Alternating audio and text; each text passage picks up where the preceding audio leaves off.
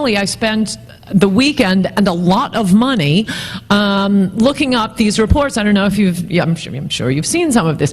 Liberals keep aggressively asserting on TV, well, studies show immigrants commit less crime than Americans do. Now, I know that's not true. What I don't know is how they're lying. So I wanted to know, and I tried to get the reports. Well, first of all, you ought to be suspicious that one of the arguments they're making is, well, New York City has a lot of immigrants, and I don't see a lot of crime here. That's not a study. That's not science. It's retarded. And, you know, Geraldo was making that argument with me, and Geraldo is not a stupid man, so the facts must not be very good. But anyway, I tried looking for the studies, and I put in, sometimes you'd get a reference to the name of a researcher, and then I was looking on Nexus to try to see where are these studies, can I see what they're saying? And you'll get a professor from such and such a university, well, I just did a study, and it turns out first-generation immigrants commit far less crime than Americans. But they're all hidden. So I'd track down the study. They're all hidden behind paywalls. And, you know, I'm already paying for Scribd, for Nexus, for a billion different services. So first I wasted 2 hours thinking, come on, you're not going to make me pay $50 for this crap-ass study. But, yeah, I had to keep paying $50 just so I could skim down, find out what the lie is, which is what I'm probably going to tell you all about in my column this week, but I'll tell you right now. They are not looking at Americans. They are looking at criminal Americans.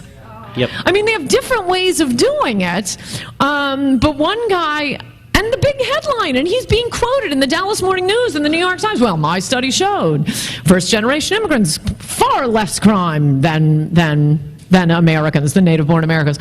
So then you see what he looked at. He's looking at the trajectory, as he says. So the base population were juvenile offenders. So this is someone who has already been convicted of a crime, which he admits, well, my base study began with 45% blacks, 33% Hispanics, and 15% whites. That's not a cross-section of America. That's a cross-section of our criminal population. The other ones will, you know, pick a city at random and look at the native-born Americans versus immigrants. Let's take Detroit. What? Wait, I'm sorry. Do you think I'm not going to point out that the black underclass has a very high crime rate? Because I'm going to point it out. No, I'm thinking we want immigrants to have, to not just beat the black crime rate. I want them beating the Norwegian crime rate. I mean, why should I'm skipping all past this, all lies. I'm skipping past this to get to the point. Why are any criminals coming in? No, we have our own criminals. We don't need more. Because, again, the topic sentence on any discussion about immigration, it is a government policy like any other. It ought to be used to benefit the people here. If you are bringing in one child molester, one drunk driver, one person who needs government services, or English language lessons that are going to have to be paid for by the taxpayers, that is not helping the people already here.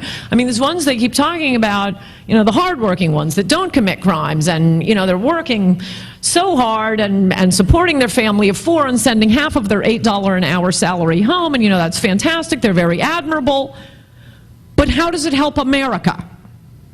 No, it doesn't. They're using schools and services and hospitals and medical services and the housing aid, and they're sending, immigrants to America, both legal and illegal, are sending $20 billion back to Mexico every year. That's funding Carlos Slim, who saved the New York Times from bankruptcy, another chapter in my book. You know, Carlos Slim makes money off of immigration, especially illegal immigration, to the United States. $20 billion, that is a cost of immigration you will never be told about. $20 billion being sucked out of the American economy. That is money that will never be used to buy an American product, to hire an American worker, to purchase an American house, or tip an American busboy.